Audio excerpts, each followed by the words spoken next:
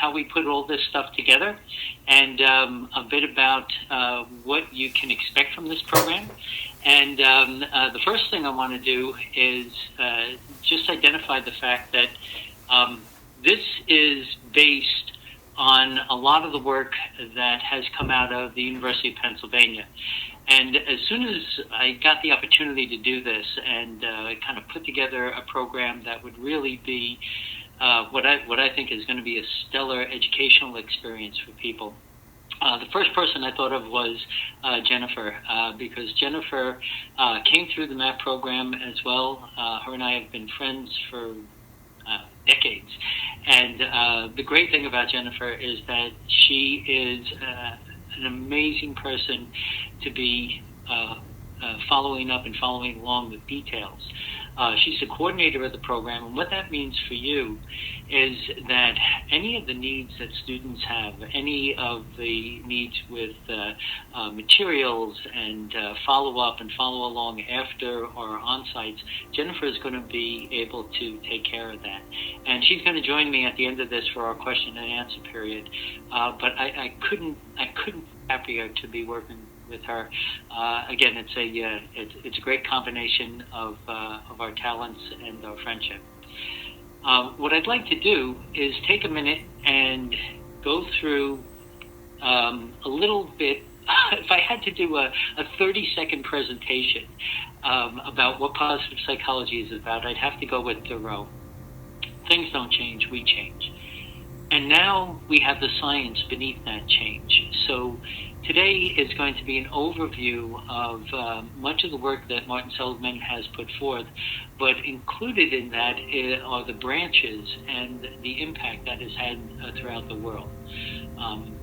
One of the reasons we're moving towards positive psychology at this point in time is that as a species, we're wired for survival, which means that we have a negativity bias. 10,000 years ago, everybody was worried, and that got wired into our genes because survival becomes the most important thing for us. And that means we worry about the tribe we're in, who's going to betray us. We worry about other tribes. Are they safe? We worried about the food. We worried about everything.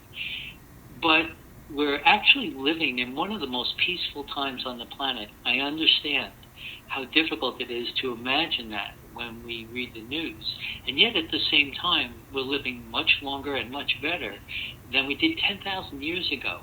So even with all that's not okay in the world right now, we're on the cusp of a time where we need something other than our negativity bias.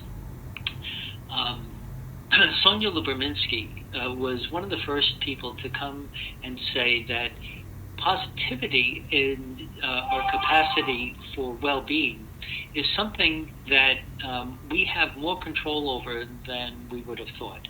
Because we have this negativity bias in our DNA, it didn't seem as if we had much choice about our happiness. And it meant that if anything good came along, that we would somehow minimize it and just get right back to the business of worrying. If you see this chart in front of you, you'll see that about 50% of our well-being is genetically oriented, meaning that our well-being has a set point. If something really good happens to us, we'll be happy for a while, and then we come back to this set point. Or if something really bad happens, we come back to this set point.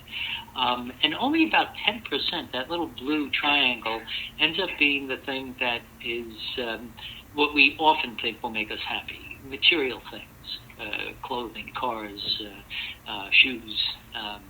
But it's that whopping 40%, that large red area, that positive psychology is all about.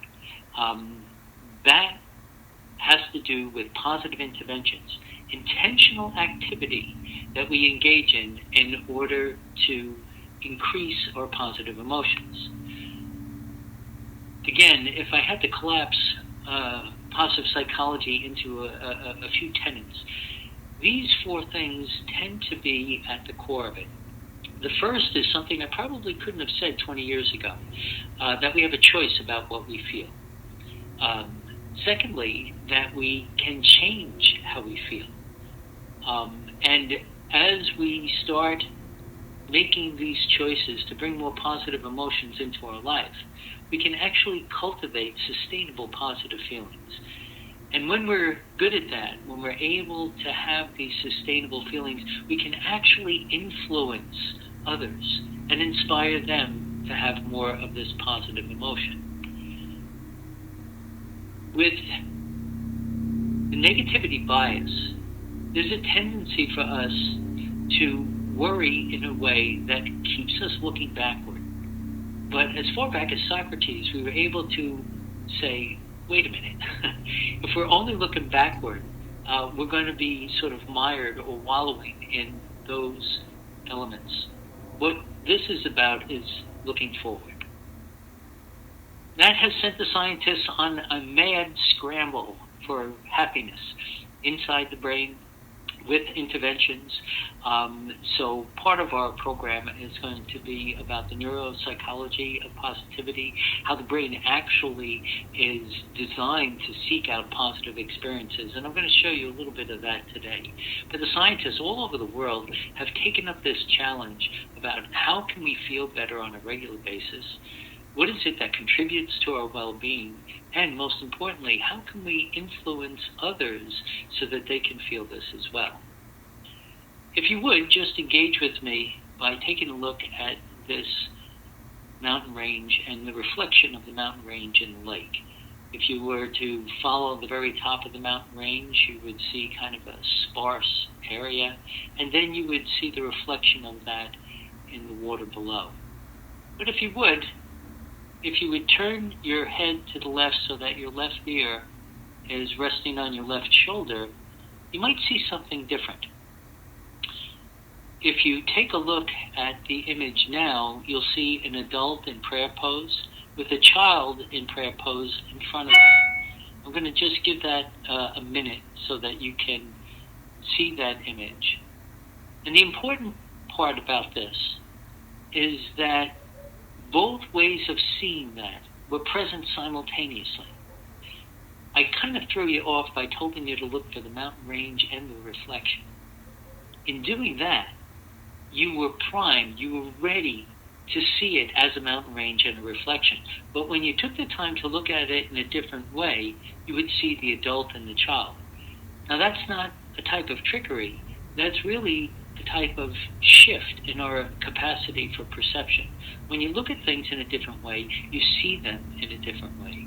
And that really is at the core of positive psychology. We're not fabricating emotions. We're not just trying to activate them out of the blue. We're trying to look at things in a very different way. I belong to the Positive Psychology Union, and we have to show this during our presentation. Actually, no, but the normal question that goes with this, is this half full or half empty, is also a distortion because it makes you think that there are only two ways of looking at this glass, when the truth is, this glass is completely full, half with water, half with air, and it's our shift in perception that activates this understanding. Ultimately, this is where we're going. To be able to see something from both angles, not to always choose the positive, because to be honest, pessimism and negative thinking is essential. If I'm trying to make it across the railroad tracks and the arm is coming down, this is not a time to be optimistic. This is a time to be, cautious, pessimistic. I'm probably not going to make it. Those are the important elements here. So to be able to see an image from both perspectives simultaneously starts to give us the idea that there is a choice. And that's at the core of this, that we have a choice about how we perceive things. That is essential. And everything in our certificate program is designed to help you inform what that choice can be. This is really the psychology of possibility. This is Marty Seligman, and I I was extremely lucky. I was the first psychologist invited into the Master of Applied Positive Psychology program. And just a little bit of background. I went through a difficult time in my life, and when you're a psychologist and you're not feeling up to par, it's a difficult thing often to try and struggle with your own emotions, and then working with clients and helping them to move through theirs. And I was moved to go to the program because I thought, well, this looks like it's pretty cool. They've got a lot of research and a lot of good information about how to feel better. So I needed it for myself, but I also wanted to learn how to pass that on.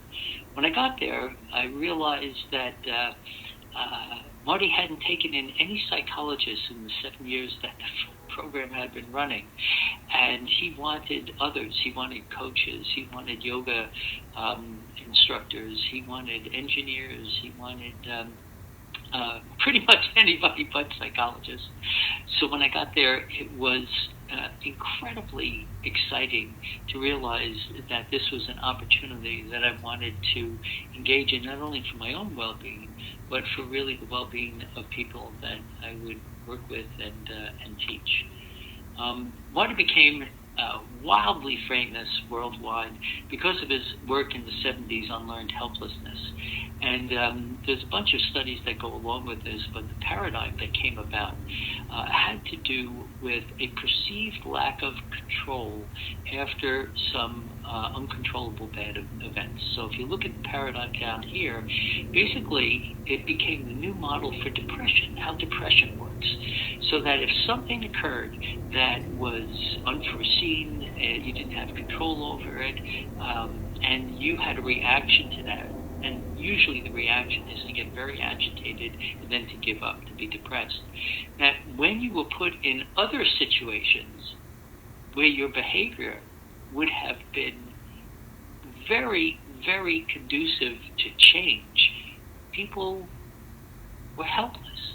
Now that term, learned helplessness, was one that really inspired people around the world to look at depression in a different way. Because yes, one bad thing happened to you, but ultimately you were generalizing through a perceived lack of control that it wasn't worth engaging in anything else. Now that, for its time, was quite radical. And it put the emphasis on our belief system.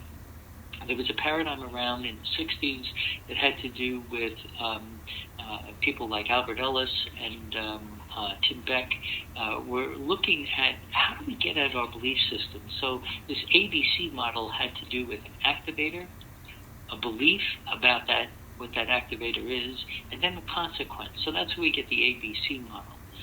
So the A is something happens. So you have a breakup in a relationship, or you lose a job, or you take a fall. If the belief is that that bad thing is overpowering and influencing your life, then the consequence is you give up. You, when are in a new situation, you don't bring a different framework to that.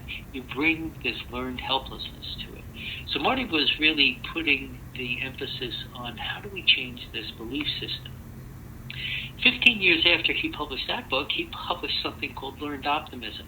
Because during that 15 years, he was able to recognize that if people could learn how to be helpless, is there a way for us to understand how people could learn to become optimistic? Now, this is really exciting stuff because he flipped the paradigm around and started to study incredibly optimistic people and was able to take a look at what makes them so successful, how do they think, and he actually had very clear ideas about what the differences were between pessimists and optimists. And because of the brevity of our presentation today, I can't do the whole thing justice, but it basically works like this. Optimists will maximize the good things that are in their life and minimize the bad things, whereas pessimists do exactly the opposite. When something bad happens, it's magnified, and when something good happens, it's minimized. With this ultimately led to the construction of something called a construct in psychology of PERMA. It's an acronym that stands for 5 different elements that go into our well-being. So as an example, if I was going to describe the weather to you, and I said it's 45 degrees, that wouldn't give you enough information to really understand what the weather is like. I didn't tell you if it was windy or if it was raining out or if the sun is out. So if you can think about how we understand the weather, that's pretty much what Seligman has done with how we understand well-being.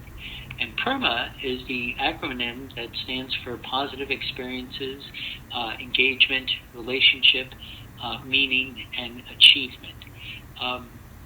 The cool thing about being at the MAP program at UPenn was that they brought in the world's experts to teach us. So it's a very intense year-long program where the people who are doing all the moving and shaking in positive psychology and some really groundbreaking research are brought in. So I thought what I would show you is a little bit about some of the researchers and some of the principles of people who are at the core of it, and then discuss a little bit about how PERMA works. By the way, Barbara Fredrickson is number 1 on our list because she's the leading authority in the world on positive emotions. She is an unbelievable researcher and one of the sweetest human beings on the planet. And we are very, very lucky for her to be joining us as one of the teachers for the certificate program here in New York. And I'll talk a little more about her in a few moments. Mikhail Csikszentmihalyi, we had to take a whole course on how to pronounce his name, so I'm going to say it again. Mikhail Csikszentmihalyi and Robert Vallerand are 2 people that talk a lot about how we engage with life. Csikszentmihalyi focused on flow, also wrote a book back in the 70s called Flow, and you're going to learn a little bit about what that experience is, and then a lot about how to activate it, because it ends up being that people who move into flow experiences on a regular basis have much higher well-being than those who don't. Robert Vallerand is a leading researcher in the world on passion, and Bob has been very, very gracious and also agreed to join us through a webinar in the certificate program. So, by the way, Barbara is the next president of the International Positive Psychology Association, and Bob Vallerand was the past president of the International Positive Psychology Association. So I have to tell you, I'm just so thrilled when I invited them to be part of this that they immediately jumped on it. They're really, really world-class folks. With relationship, Chris Peterson and his initial work with Marty. Now, Chris passed on a couple of years ago, but he did some groundbreaking work in character strengths. Adam Grant is at Wharton at UPenn, who focuses on how relationships can manifest, particularly at work, but he has some terrific research showing about the nature of giving and how that helps us to achieve a level of well-being, not to mention smoother working environments. And Ryan Nemec, you've probably heard tons and tons and tons of information about strength-based this, strength-based that, education's going strength-based, businesses going strength-based. Well, it's coming from a source that Chris Peterson and Marty Seligman put together called a character strength survey, which has literally at this point millions of people in the database. And that's on AuthenticHappiness.org. If you haven't taken the character strength survey test, really I hope that you do. It's all for free, and it helps you understand how to use your character strengths. But Ryan Nemec actually runs the Institute and is one of the leading researchers on character strengths in the world. And Ryan's also agreed to join us as a teacher for this program. So we have some very heavy hitters that are world-class coming inform us not only about their research, but how it can be applied. For meeting, we're going to rely on information that originally came from Viktor Frankl, and we have some people that are very wired into meaning, including, by the way, people like Ryan and Bob have dovetailed their research to amplify the connection to meaning and purpose in life. And then down on the bottom, achievement. Angela Duckworth, again at UPenn, is the leading authority. Her new book, Grit, I think has already hit the bestseller list, and it's not published yet, just from pre-orders. It's on Grit, and we'll talk a little bit about how passion and perseverance for long-term goals might be the most essential thing we can do to enhance our achievement. So let's talk a little bit about Barbara Fredrickson. She is just one of the most extraordinary people in the world. She is really a rock star in this field because she's publishing constantly. And just to give you an idea of the caliber of her work, I believe it was in 2010, she published some research on doing loving kindness meditation, about trying to have positive feelings for the people you love in your life. Now, that's an ancient Buddhist meditation, but she did some really hardcore research on that to show how things like vagal tone and our physiological responses change when we have loving thoughts. Well, the research was so good, she was invited by the Dalai Lama to come and talk to him about the research. So again, I'm very, very happy to have her join us.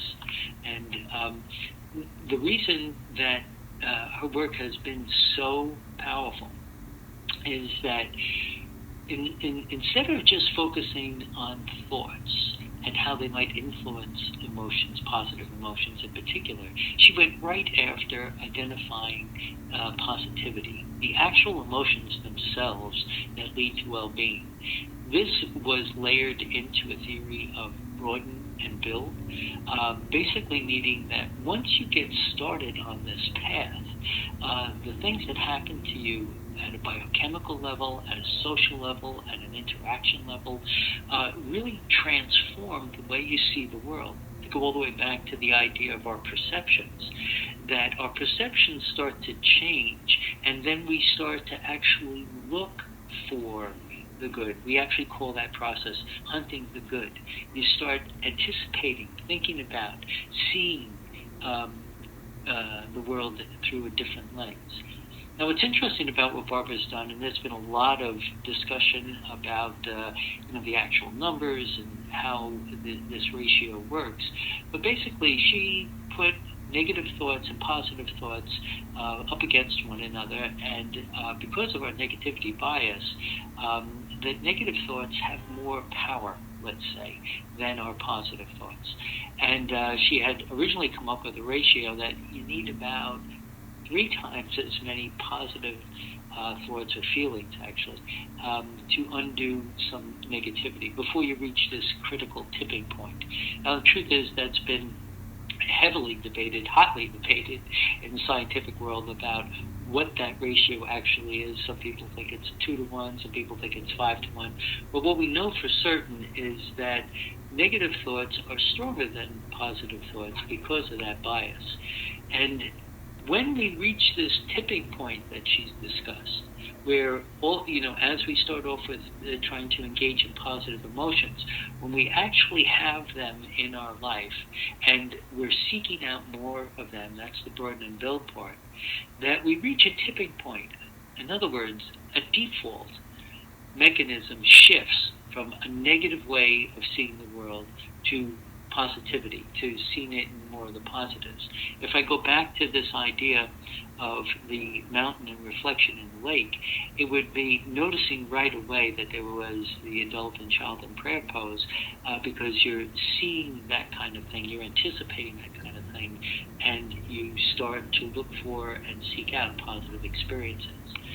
The way that I've conceptualized this is that negative thoughts are like pebbles, and positive thoughts are like feathers. Can they balance out? Absolutely. But you need a lot more feathers in order to get that to happen.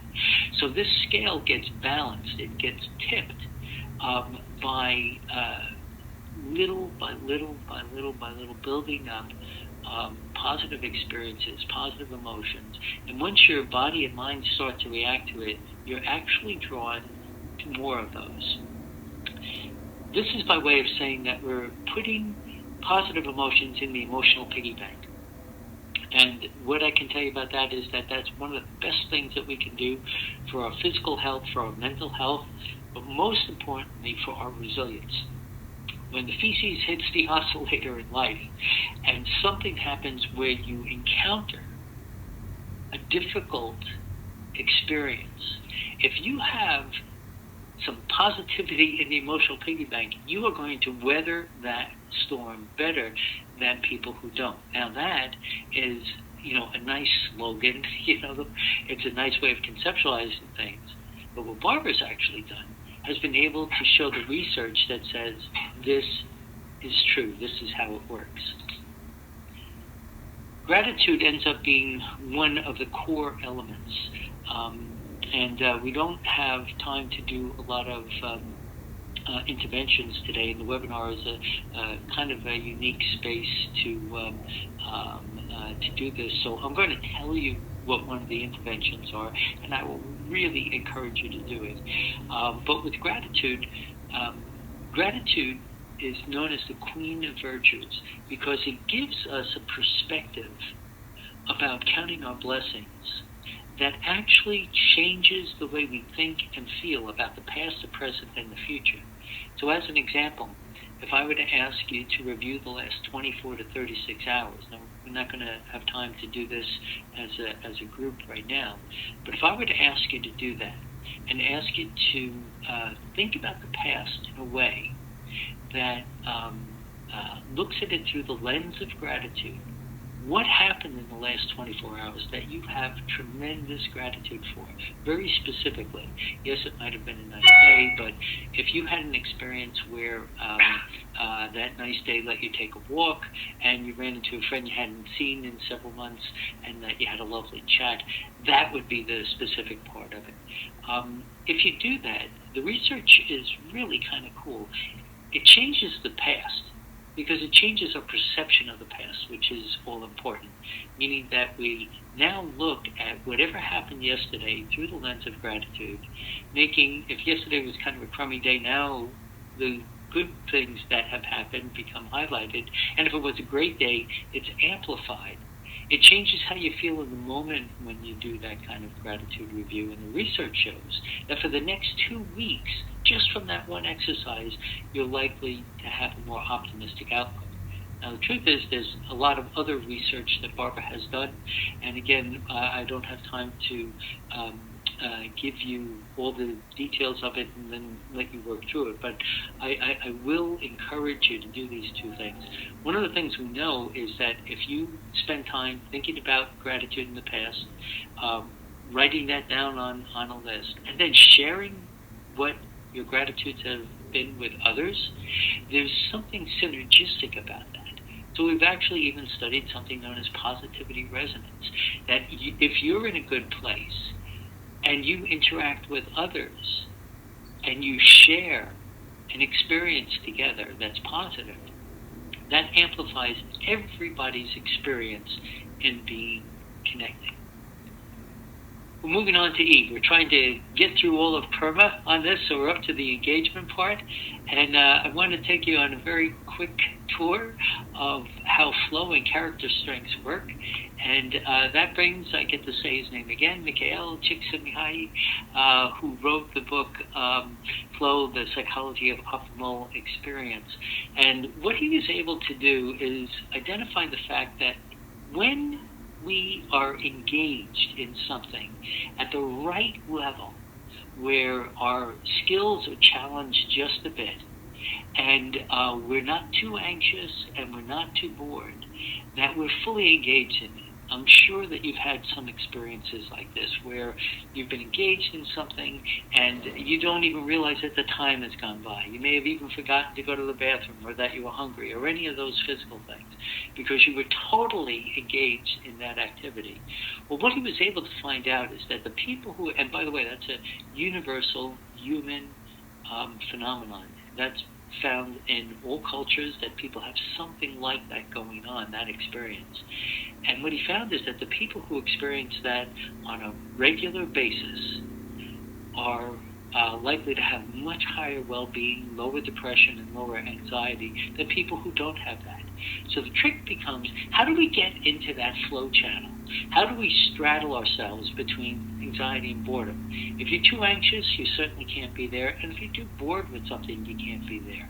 But trying to find that space that opens up gives us a connection to this experience, which is the portal, it seems, to our well-being. This brings up the work of Chris Peterson.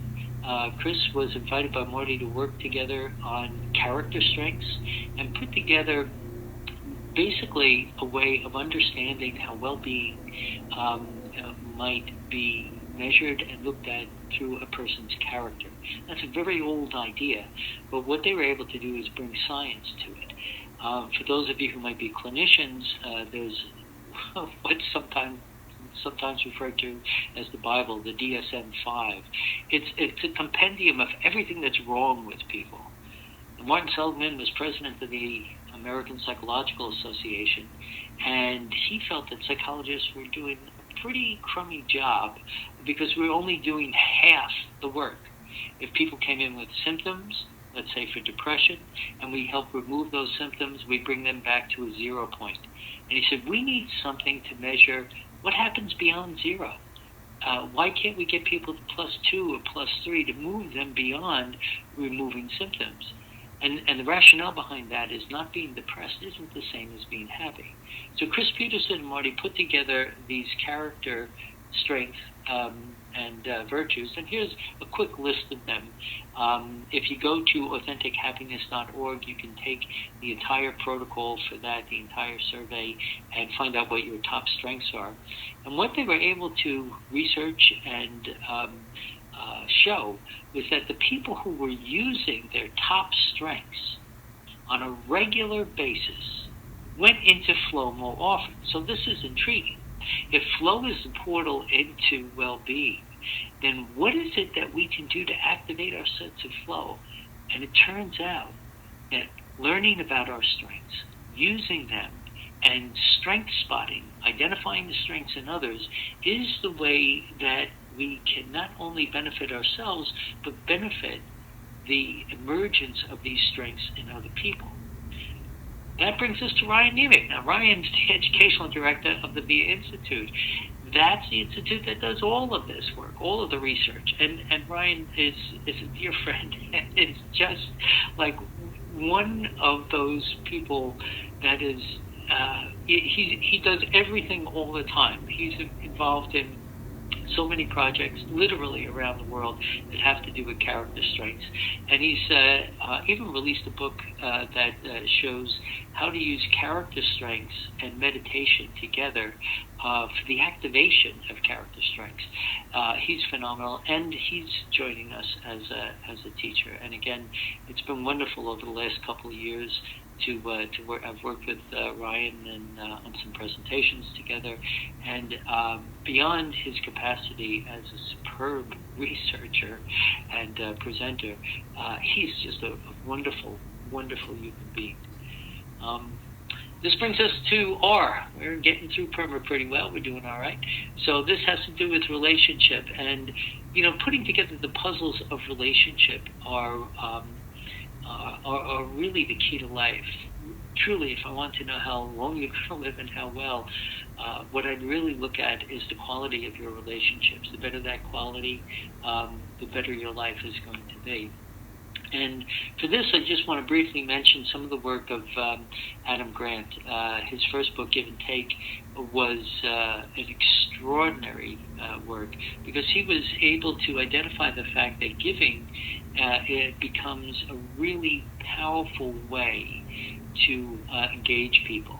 Now, he's at the Wharton School of Business, so what he was really taking a look at was what are the elements that lead to success. So, of course, motivation, ability, and opportunity are the cornerstones of that. But he was really taking a look on a fourth factor, how we approach our interactions with other people. So at the relationship level, he's identifying the quality of relationships and how we approach people as an essential ingredient to success. This comes back to the premise I mentioned earlier, that we have a choice. We have a choice. Do we give and try to get value back right away? Because he's identified three different types of people: givers, takers, and matchers, right? The givers are the people who can give, but don't try to get value back from the person or organization or thing that they're giving to. They give with this sense that it's going to come back to them another way. It's very karmic in its design, but it tends to be the people who can give at that level flourish. The takers, I don't think I need to take any time identifying who they are. We all know people who are takers, who are just so self-absorbed, so self-interested. And then there are matchers, people who give but want to get something back. So Adam has put his finger on something that's really unique. And remember, he's in the business world, so it's about how do we apply this, not just in our interactions for our own achievement, but how might corporations and entrepreneurs apply this. Reb is one of the instructors in our certificate program, and Reb works with Adam. He just had an article published with him in the Harvard Business Review, and Reb is also a dear friend who has, in the last couple of years, just been a shining example of a steward of positive psychology. So he works with Marty, he works with Adam, and what he's doing now is bringing some of his expertise in the field of writing to enhance well-being and develop character strength in others. So Reb is going to be joining us, and we couldn't get Adam Grant, but we certainly were able to get Reb because Reb is really on the inside track with all of that research and information. Along with that, we have Robert, and Robert, too, has been through the MAP program. As you'll see, by the way, we have, just to take a minute about the people that I've invited to be part of this, we have the largest concentration of MAP graduates, Master of Applied Positive Psychology graduates from UPenn, and we've done that in a very concise time frame for the certificate program and at the lowest course. And I'll just mention again that Ralph has been gracious enough to offer people on the webinar a $500 discount if you sign up. I think it's by midnight tonight, but Jennifer will give you some information on that later on. So Robert is yet again another MAP graduate, but he is very, very wired into the business world and takes the relationship material that we're talking about and shows how it can be used in a business environment to not only enhance productivity, but to enhance the well-being of the workers. So Reb and Robert are going to be joining us for these elements of the certificate program. So I want to just again, we don't have time to do a lot of interventions, but I'd like you to just walk through with me a very brief experience that I think you might find interesting.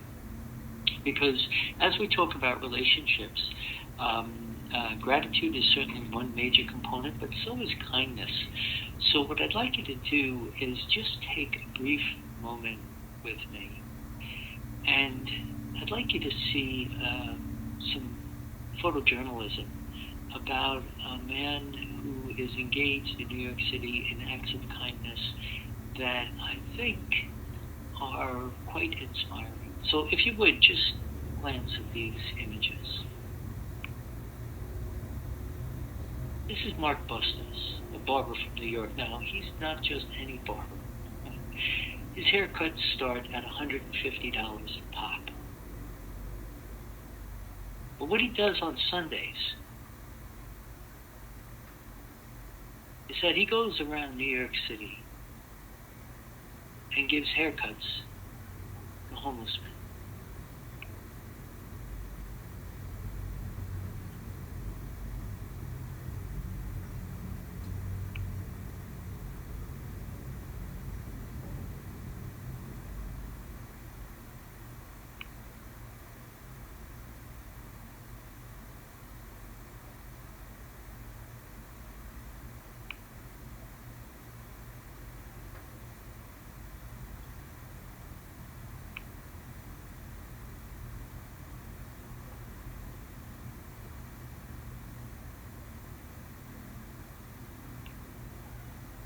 In this brief exposure to these images, if you felt something, believe it or not, there's a science behind that. It's called elevation.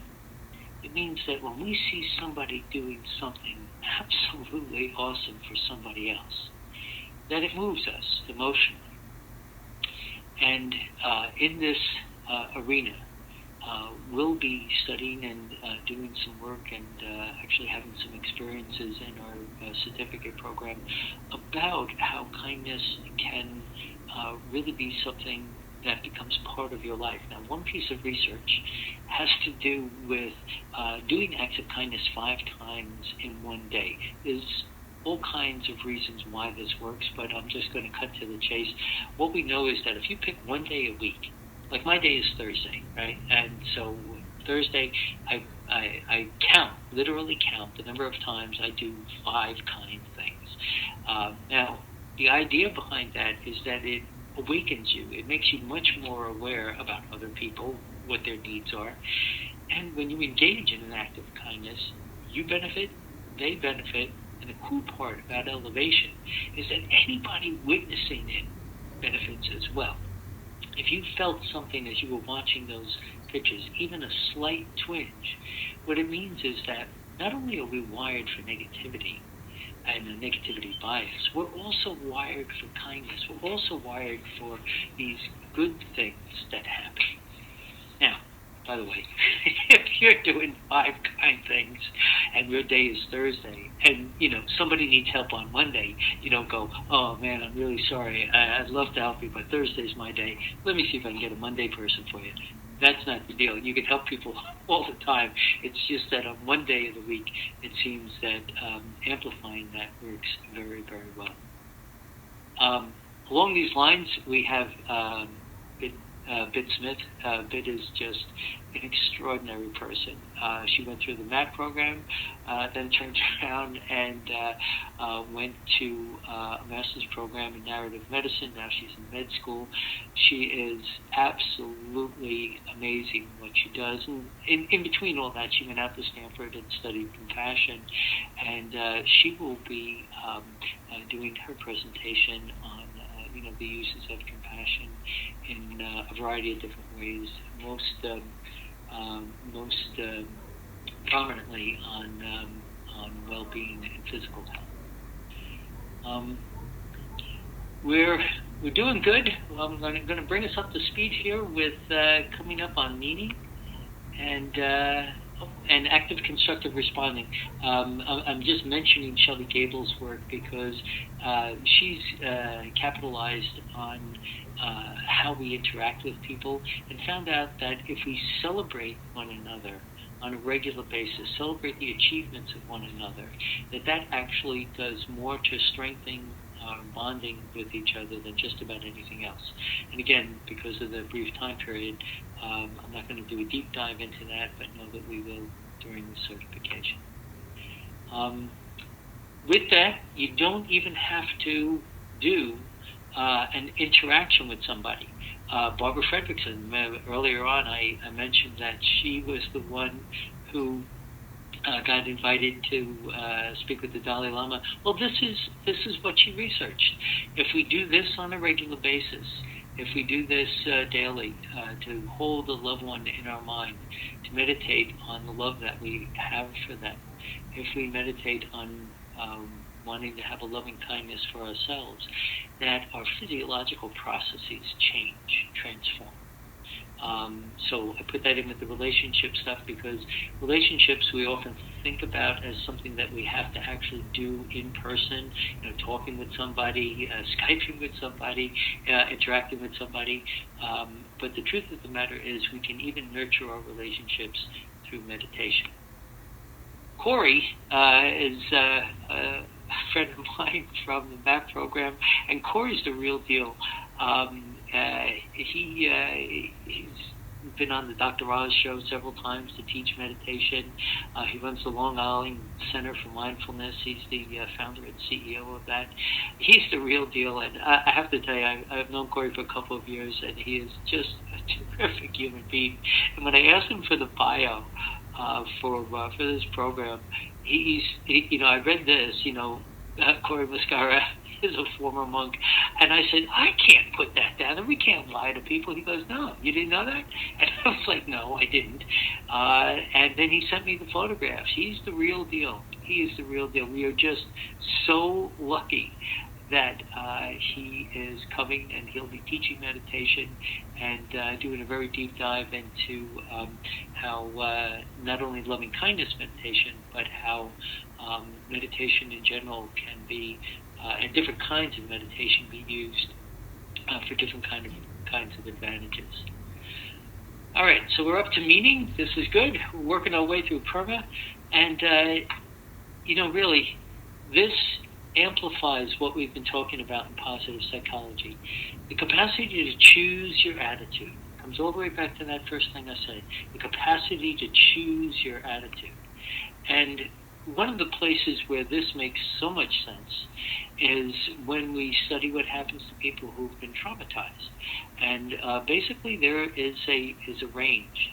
And part of what we've learned from mindfulness meditations, from watching people who have survived a trauma or some really, really difficult time in their life, is that not all trauma can be devastating, and that there are actually some principles that we can learn that can not only help us move through it, but might actually help prevent it.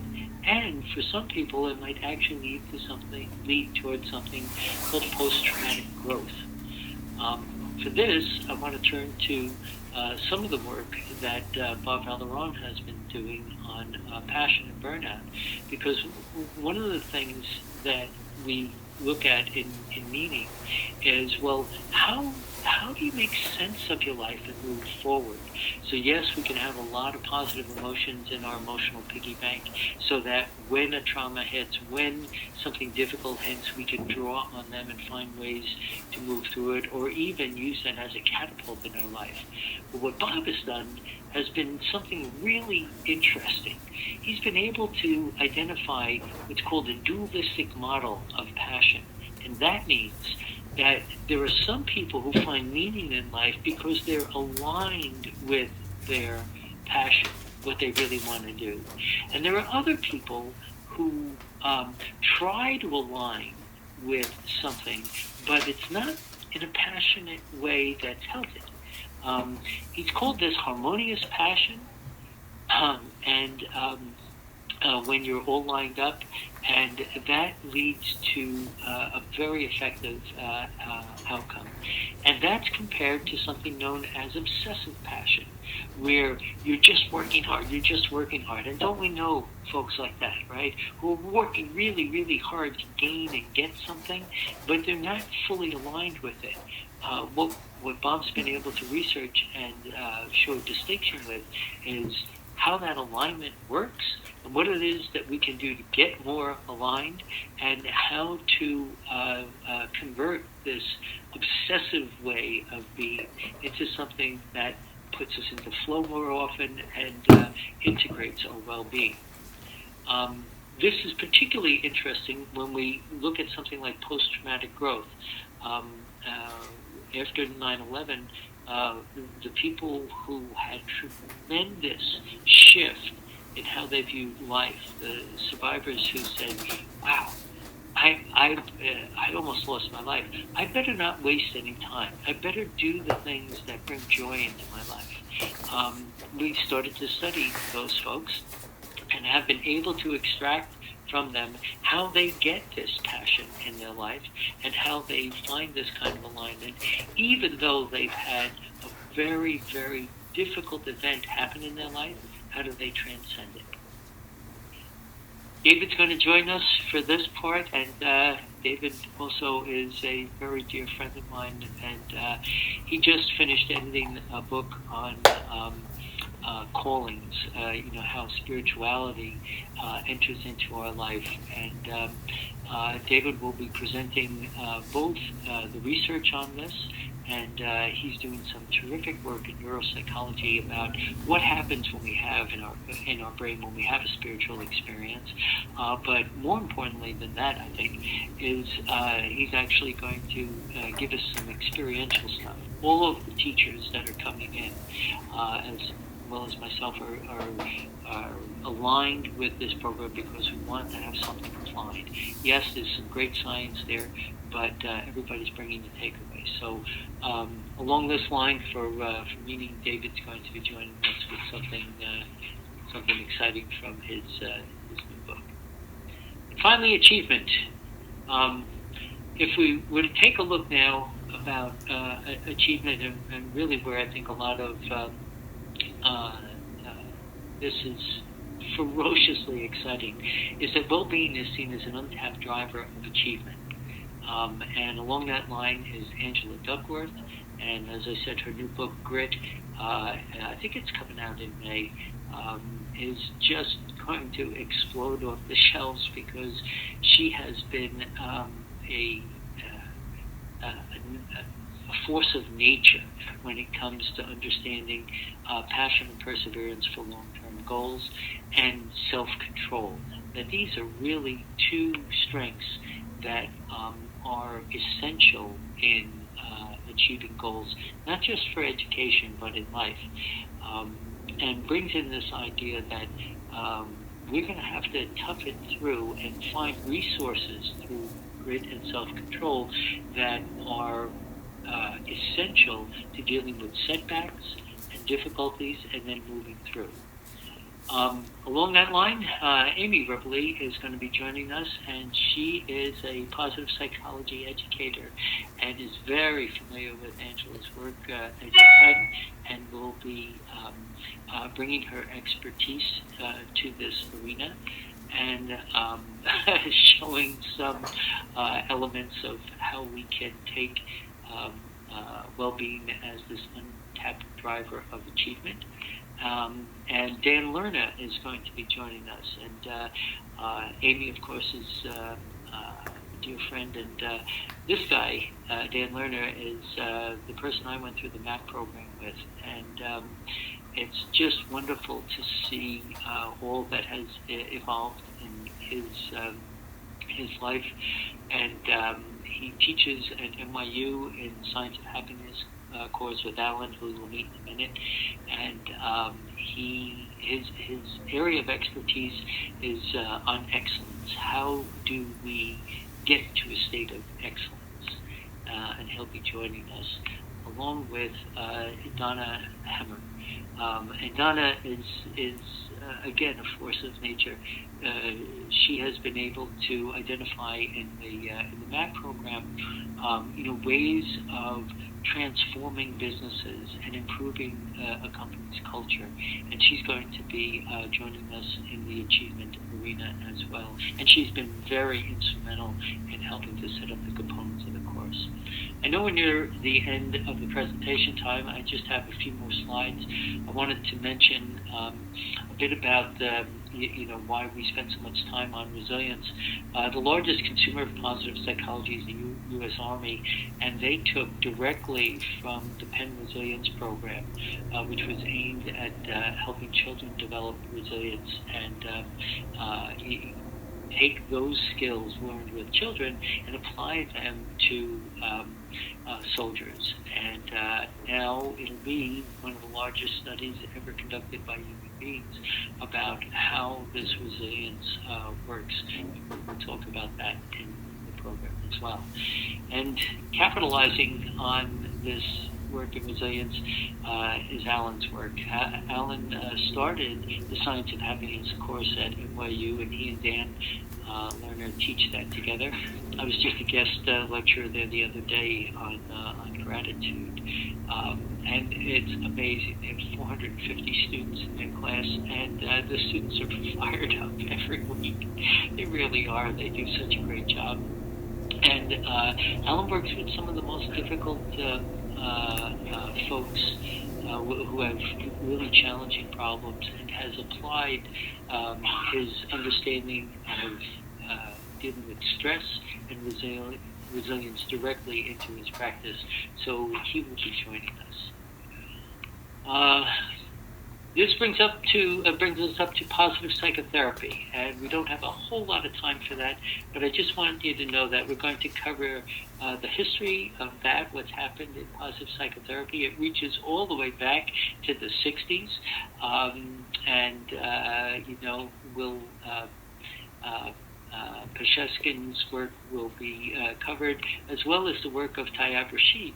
Tayyab's been a major force. He and Maury Seligman published together on positive psychotherapy, and this is probably where I fit in the best. My work now is in the clinical arena and applying the elements of positive psychology to various modes of treatment. So I'll be there every session, chiming in different points, but the emphasis that I'll take is showing how these things can be used in therapy, and even if you're not in therapy, how we can take some of these positive interventions and apply them. This is where we'll end this part of the program. I couldn't think of a better quote than Andy Warhol's. Sometimes you have to change yourself. So we start with Thoreau and end with Andy Warhol. And what I'd like to do now is bring Jennifer in. Jennifer and I are going to try and respond to the questions. And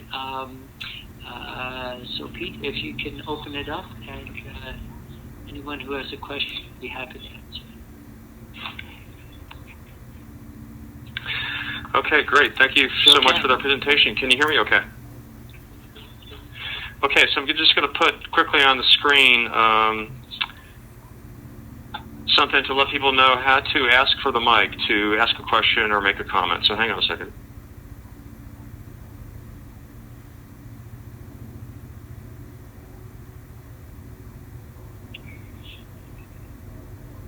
Just a minute.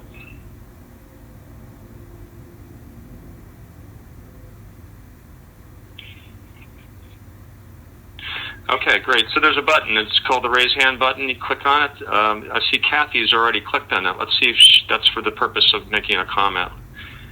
Kathy, can you hear me?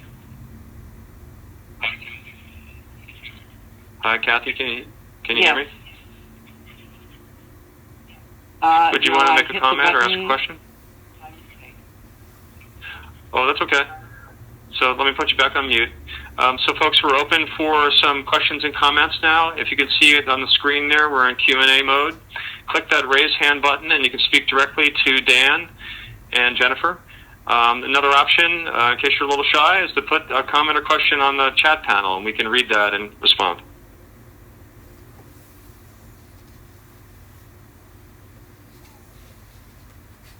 So while people are thinking of their questions, we just want to reiterate about our offer, very generous offer from Ralph. Yeah, until midnight tonight, we're going to be offering $500 off of the course, whether you are signing up and paying full price up front, or you're taking advantage of the payment option, which is 3 payments, I think, and it starts in May.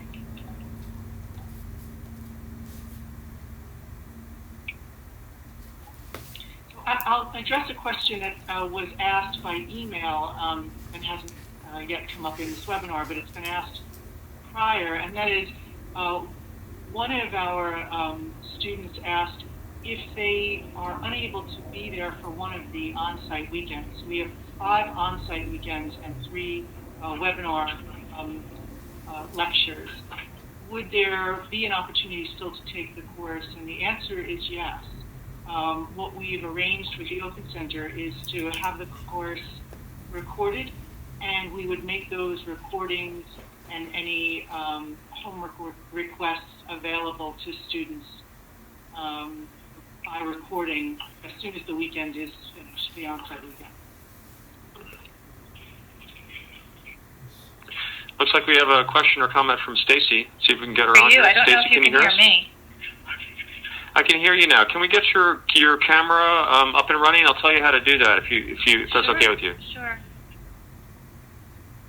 Okay. Do you see your name up above now? Can you click to the right of your name? That will activate your webcam on your computer. I'm not sure how technologically savvy I am. Hang on. To the right of my name. Okay. Click the camera. Found it. Yeah. Okay. So go ahead with the question. I don't know if Dan and Jen can see me. Thank you so much, Dan, for the content-rich presentation. I am always a fan of your work, and I'm a real fan of positive psychology. As you both know, Jennifer and Dan, and maybe others don't, I do a lot of relationship work, and I'm just wondering what your thoughts are on how I could take positive psychology and apply it to relationship work. That's a great question. It's nice to see you, Stacy. The short answer is that in relationship science now, I got to cover a couple of things about what's happening with Adam Grant, a little bit of Shelley Gable, but part of it is to take a look at what really makes for strong relationships in couples. And something called active constructive responding that Shelley Gable has put together is maybe one of the coolest things that I've seen come along in a while. And that's teaching couples how to celebrate each other. It ends up being that if we study some of the top characteristics in couples that really last, it's being able to be mutually vulnerable with one another and to celebrate. And I'm sure as a relationship therapist that's not a surprise to you, but the science behind that is actually kind of cool because it means, can we create a trusting atmosphere? And if so, how does that happen? And it seems that some of Shelley Gable's work and a little bit of what Adam is talking about in the nature of giving creates an environment where that's possible.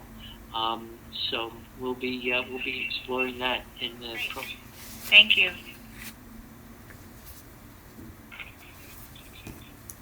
Okay, thank you, Stacy. So Dan and Jennifer, there's a comment and a question from somebody on the chat panel. Let me read that for you. That's from Shirley. She says, hello. There are so many positive psychology certificates out there. Why should I choose this class as opposed to another more well-known entity? There's more. If I have a certificate from the Open Center, which is not a known name, how will that help me enhance my experience? Of course, it is always good to learn more, but I can also learn online and read books. What are the benefits of the certificate when it comes to documenting my education? Sure, that's a great question. And let me just take a minute that, I know that there are a number of certification programs, but in our area, there are really 3 that have been around for a while. There's one up at Kripalu with Tal Ben-Shahar, and I've actually worked with some of the people up there, and I'm on faculty up at Kripalu, so I'm very familiar with that program. And there's another one here in New York, and certainly there are others around the country. But in this area, I spent quite a bit of time taking a look at the other certification programs. And there were 2 things that I wanted to make happen in this program. And you should also know that the history of the Open Center is that it was one of the very, very first to offer it. So this might be a new configuration, but historically it goes all the way back right to the beginning of it. I think there are three really important things about this program. First is that we have maybe the most intense faculty. I don't know any better way to say that. We have the largest number of MAP faculty associated with a certification program anywhere in the world. So that means we have the best program in the world, the first one and the best that came from UPenn, run by Marty Seligman, the father of positive psychology. So the most number of people kind of coming out of that program and working together to put this together. That's the first thing. The second thing is that we bring a range of expertise to this that really isn't duplicated in other programs. As an example, I just mentioned briefly about the uses of these techniques for therapeutic gain. People aren't doing that. There aren't, that's not a component of it. We're bringing in folks who have actually done the work in spirituality and done the research and been part of that. So again, we're trying to take a very deep but also a very broad perspective. And finally, we're the only program that is approved by the Department of Education. No other program has been approved. And so that's also kind of interesting. We had to go through some other hurdles. And last but not least, we're also the best bang for the buck. If you've taken a look at the other programs, you know that they are more expensive, and certainly the one at Kripalu is much more expensive. So we've tried to make this high quality, very efficient, with the idea that once you leave, three things should happen. One is that you'll be able to show a certificate of completion that you have taken a deep dive into positive psychology. The second is you'll be sort of armed, if you will, with all the interventions that are the latest things in terms of helping yourself to transform. And then finally, as part of the program, one of the last things that students will do is actually create a project where they'll learn how to take what it is that they've learned and apply it in some way. If you're a coach, how to apply it into your practice. If you're a therapist, how to apply it into your practice. If you're a mom and want to apply it with your kids, or a teacher and want to bring this into the classroom. And the range of experts that we have are there to help that process. So I hope that gives you some idea of where we're coming from. I would only add to that that one of the things that Dan and I really talked about is how to take people's help people identify their original reasons for coming into a course like this, and really be able to tie that into direct application. So we're really going to look at and explore quite individually. It's one of the reasons why we've limited the number of people that can take the course, because we really want to be able to apply quite directly what each individual student's purpose for coming into the course is, what their ultimate goal is that they would like to do with it, and then help the student be able to learn how to take the science, the research, and the application, and really cultivate a plan at the end of the program of how they're going to apply that directly to the original motivation. And so that's quite different. It's important. Thank you.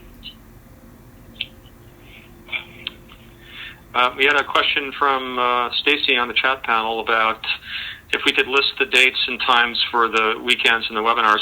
I want to point out that on the chat panel I put a link to the program. If you go to that page, it'll show you the list of all the weekends. There are 5. It begins on April 16th and runs through September. There are 3 webinars. We're going to get the dates on those firmed up pretty soon, and we'll have that information. And so if you go to that link, you'll see more written about the program and also the details of what happens.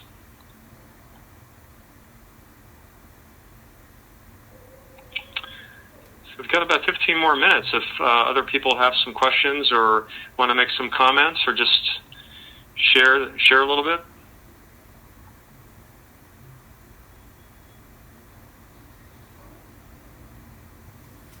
Once again, it's that raise hand button. It's right above the chat panel. If you click that, I can unmute you and give you audio to speak to our presenters. And please feel free to share some of the reasons that you were drawn to the webinar today. What some of your personal interests or aspirations might be in terms of exploring positive psychology at this time. We'd really love to know that too.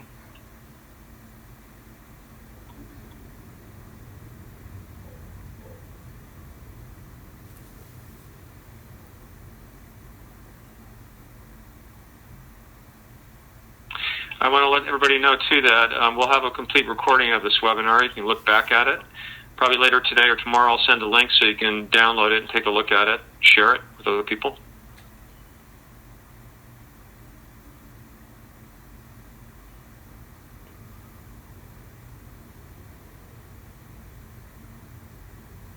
Oh, got a comment from Shirley. Thanks for answering. Very helpful. Are all weekends entirely online or in person at the Open Center? Well, the weekends are at the center. Yeah, thanks for asking the question, Shirley. There are 5 weekends spread out over 6 months that are on site. That's why we were talking about having a recording. If you had to miss a day or a weekend, we would have that for you. And then the webinars, where we'll bring in some of our experts, will be on weekends that are not part of the on-site. Like, in other words, there would be dates set aside for you to sign up directly for those. And all that is included with this. And the hours are... I think it's 8 to 6 on the weekends. So it would start Saturday morning and then go through, or 9 to 6. 9 to 6. I'd have to check myself. Yeah, we'll check that for you. But on both days. So there's a morning session, we break for lunch, and then an afternoon session. 9 to 6. 9 to 6. There we go.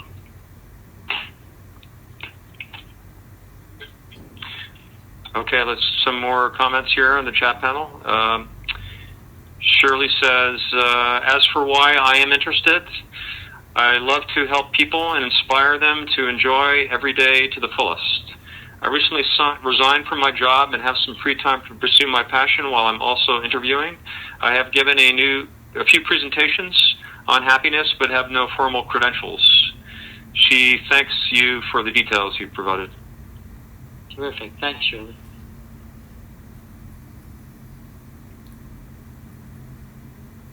I want to say that as a mental health professional who really had no professional reason for having to go back to school whatsoever and spend a year at the University of Pennsylvania, the difference between what I was able to glean from reading articles, sort of exposing myself to positive psychology in more of the popular press, and what happened when I was really exposed to more of the science and the research, is that it has had a profound effect on my professional life. Instead of just sort of hearing about the interventions in a superficial way, to really be able to understand the kind of research that is behind it, and to see the way that those interventions were formulated, how rigorous the studies were, how they have been built upon, really had an incredible effect both on my personal and my professional life. And in the course of now being exposed to positive psychology, the diversity of people that I've met who have elected to spend some time studying this in a more serious manner, and how they're applying it, has been incredibly inspirational. And so I would say that might be one of the reasons why rather than just personal exposure to positive psychology, somebody might be motivated to study it or train in it a bit more rigorously. Great. Well, we have Andrea saying on the chat panel she is so inspired as well. There's a question from someone about, do you offer CE credits for psychologists? That's a really good question, and not one that I can answer right at the moment, but I can tell you that that is something that I am interested in being able to do. I don't know where that process is at now, but trying to get CEU credits for this is something that I know that we're working on. I just don't know where that process is at right at this moment, but that is certainly something that we're hoping to do. I want to share something, you guys, Dan and Jennifer, that I just was speaking to Reg about the logistics of getting the discount fee, and Ralph has conferred with me on this. So we would just want to tell everybody that due to staffing and the fact that we're closed for Easter tomorrow, they can call the registration office today, and I'll provide that number, by 5:30 to get that discount, $500 discount. And we can also give them until Monday at 8 p.m. to get a $250 discount. So today, by 5:30, $500 off. Monday, $250 off if you register by 8 p.m. on Monday. So I'm going to send that information out as soon as possible. I'll certainly put it on the chat panel here. Here is the phone number for the Open Center. It's 212-219-2527.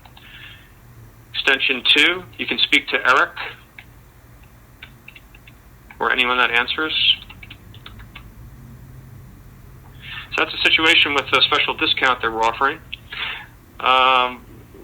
Calliope had a comment here in the chat panel, but I really like the fact that most of the program is on-site. Yeah. Yeah, and maybe I'll say a word or two about that. One of the things that we're building into the program is, really having the class bond together, connect together, learn about it through interaction with one another. And I think, a only webinar-based thing, it leaves that component, which I think is so essential, out. But being able to work together, share with one another, and learn how to support and connect, I think that's going to be a big part of this program. I think something else that sets this program apart that Dan and I really talked about and focused on is wanting to make sure that there are a number of experiential opportunities. And so an example might be, very, very briefly, that not just talking about the interventions, but then Dan asking you to step back and actually try the intervention.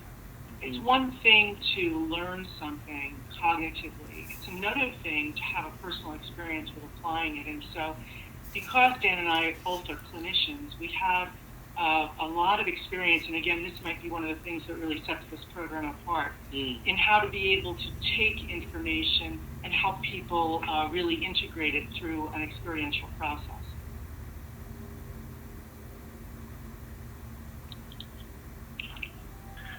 Great, so we've got about 5 minutes or so left. I put another reminder on the chat panel about what I mentioned just earlier about the savings offers, the discounts, with the phone number there. Check that. I'll send that in an email shortly after the webinar as well. Another comment on the chat panel, or question from Terry. I am encouraged and inspired by this webinar. I have a bachelor's in psychology. What is the difference between MAPP program at UPenn and this program? That's a great question. Great question. And we're laughing because I guess maybe the comic answer would be about $58,000. That's about it. And let me be really not so comic about it, but the MAP program is not a duplicate of that in any way, shape, or form. that being said, that is an academic program, and so the preparation for it, the training, the background, everything about that is about an academic degree.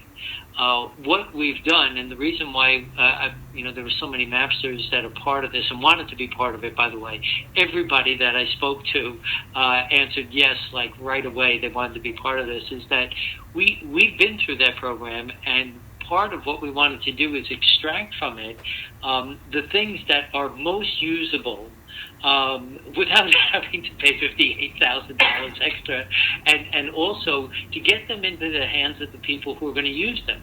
This is ultimately going to be a self-selected group. People are going to want to be here, and our job is to try and craft, in a short amount of time, a reasonably short amount of time, the best of what we know works, so that you can take it and use it.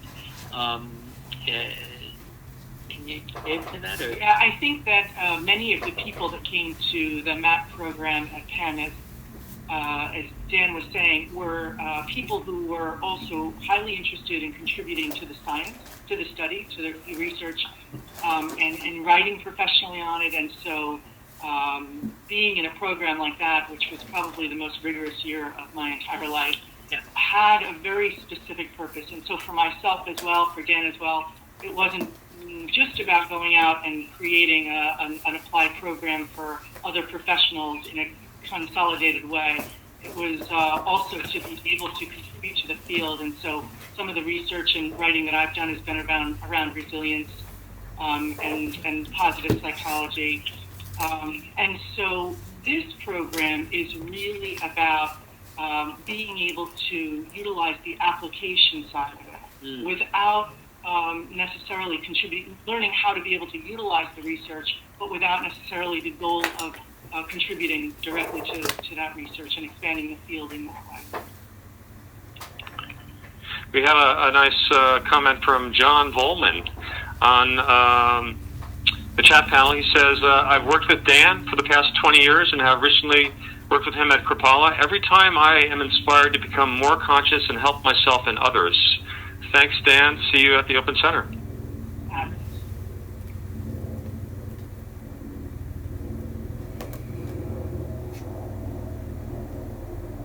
Why don't we maybe check in with Ralph here? Seems like...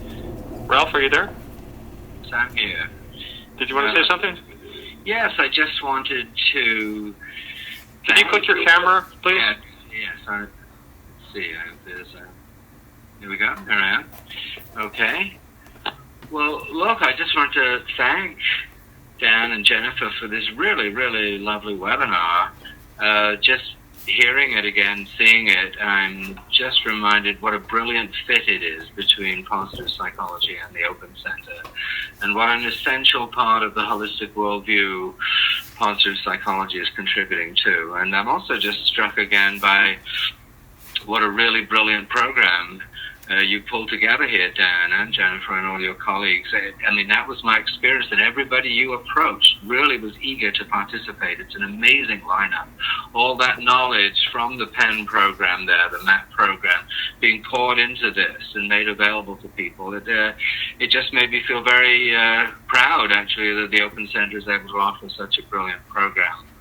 And it's great, because we in Kripalu had the idea exactly at the same time, I think it was 3 years ago or so, to do a certificate in positive psychology. So the Open Center does go back to the beginning of these, but this, I feel, is taking up our work here to a new level. So I'm really grateful to both of you for doing this, and I really enjoyed it. And it's always such a pleasure to be reminded of the scientific results. One of the things I love about positive psychology is how science-based it is, and yet it validates the deepest truisms of the human soul. I mean, it's a brilliant thing. So, thanks so much for this, and I hope we'll see many of our participants in the actual certificate program. And I think Peter's posted the information about registration, etc. So I'll leave it to you two to bring it to a close, but it's been a lovely experience. Thanks so much for doing this. Thank you for the for the opportunity, Ralph. My pleasure. Well, great. There are no other questions or comments now. If everybody's ready, maybe we could end the session.